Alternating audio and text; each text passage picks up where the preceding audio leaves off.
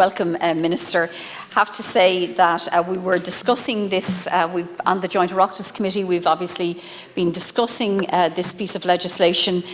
We were in the process of trying to conclude pre-legislative scrutiny on the legislation. We had good engagement with your own department and with others, and as a committee we obviously support your objectives and government's objectives to deliver on housing for all. The ambitious plan to deliver 300,000 homes, a mixture of social, affordable and private homes, and I suppose for the very first time the affordable cost rental.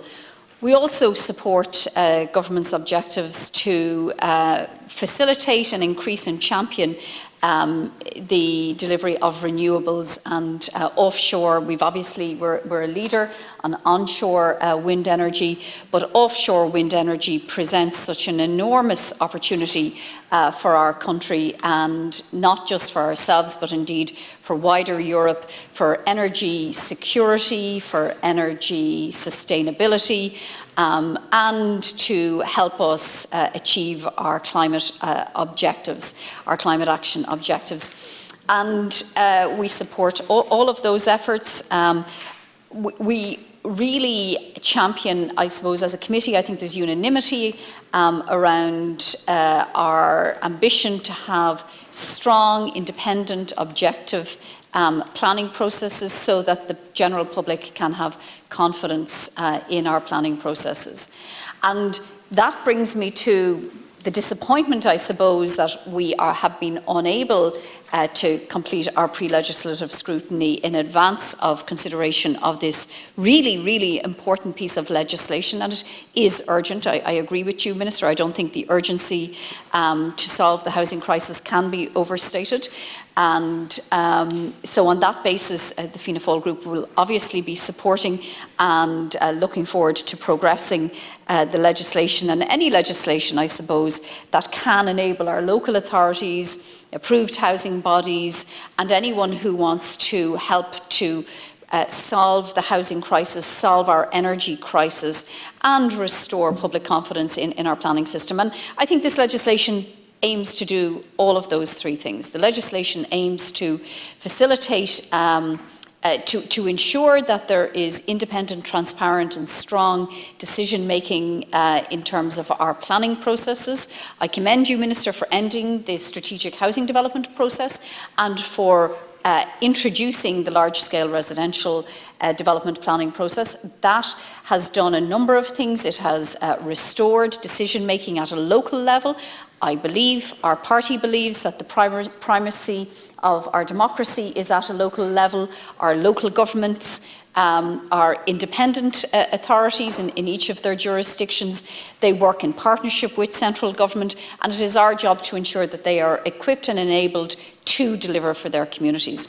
And I do believe that the change that you introduced, the reforming change to return planning decision-making processes to our local authorities, is an incredibly valuable one, and one that our local authority members appreciate and value, and I believe will exercise with very good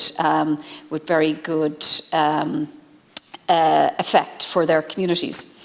This legislation then deals with On Board Planola and the need on an urgent basis for the appointment of an interim chairperson. I'm not going to discuss here today, because I don't want to delay the debate, the issues that have gone on with On Board Planola, but to say that the general public's confidence in it as a body to perform functions, really important functions in terms of planning, is at an all-time low. It isn't an overstatement. So the appointment, the urgent appointment of a strong chair to that body. I acknowledge the reforming action plan that you have brought forward for On Board Planola. There is a real desire from the general public to see that action plan implemented as soon as possible, and to see confidence be restored in On Board Planola's ability to deliver planning decisions that are independent, that are objective, and most importantly are transparent. So really, really important that we get that done, that you are, through this legislation, enabled to do that. The foreshore licences, it's a critical issue, obviously, for our marine activities, and again, we will be supporting you on that. In terms of the new powers that are proposed here, to enable local authorities, again giving power to local authorities, and local authorities being closest in our democracy to the communities that we all aim to serve. The power to accelerate the delivery of social and affordable homes at a time of a housing crisis. Your department, the local authorities, are to be commended for the massive acceleration that they have already achieved in the short time from just over a year from when Housing for All has been introduced. In that time, I think it is commendable to everybody involved, the local authorities, the department, the approved housing bodies, the private developers, everybody who has put their shoulder to the wheel and has already delivered over 55,000 homes in construction or commencements. And, you know, when you consider where we're coming from, such a low base in less than 12, 24 months ago, that is encouraging, but we have to push on. The ambition to deliver a minimum of 35,000 homes per year to get us to somewhere in the region of 40,000 homes a year. The urgency that is required for that is really pressing, and it is one that everybody must be involved in. So enabling our local authorities to use lands that are already serviced for, already zoned for housing, serviced for housing in locations where there is housing demand, and where they have plans that are consistent with those city and county development plans, with their housing plans. You know, that was another big benefit I've heard from the local authority members, the value they feel that Housing for All, one of the additional values Housing for All has given them, is the ability to have an input into their housing action plans, into their housing delivery plans, and to know that there is going to be sustained funding over many years to actually deliver. This is another important development, Minister. I thank you for bringing it to the House today, and I look forward to the debate. Gora Mágath.